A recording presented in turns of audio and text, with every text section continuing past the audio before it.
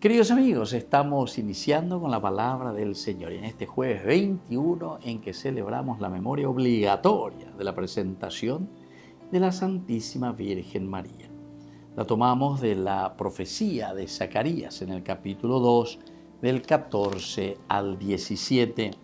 Grita de júbilo y alégrate, hija de Sión, porque yo vengo a habitar en medio de ti, oráculo del Señor.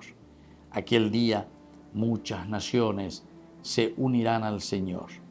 Ellas serán pueblo para Él y hablarán en medio de ti.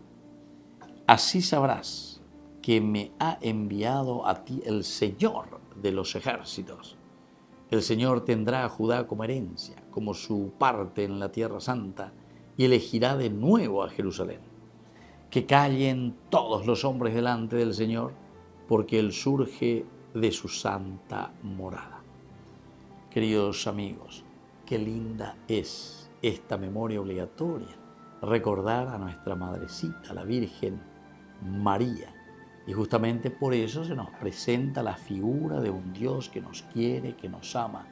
Incluso en esa repetición de nuestro salmo del día de hoy, eres feliz Virgen María, tú que llevaste en tu seno a tu Hijo Jesús. Que este nuevo pueblo que será renovado, esta nueva gracia de Dios que llega por medio y por el seno de la Madre Virgen, es decir, de nuestra Madre María. Alégrate, pueblo, porque habitarán en medio de ustedes. Así sabrás que me ha enviado a ti el Señor de los ejércitos, es decir, es Dios el que viene en medio de nosotros, es Dios el que está en medio de nosotros, pero tenemos que ser nosotros que descubrimos en el día a día,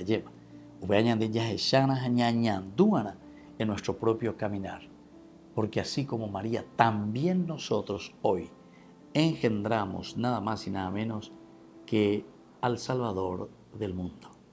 Que la bendición de Dios descienda sobre cada uno de ustedes, el Padre y el Hijo y el Espíritu Santo. Amén.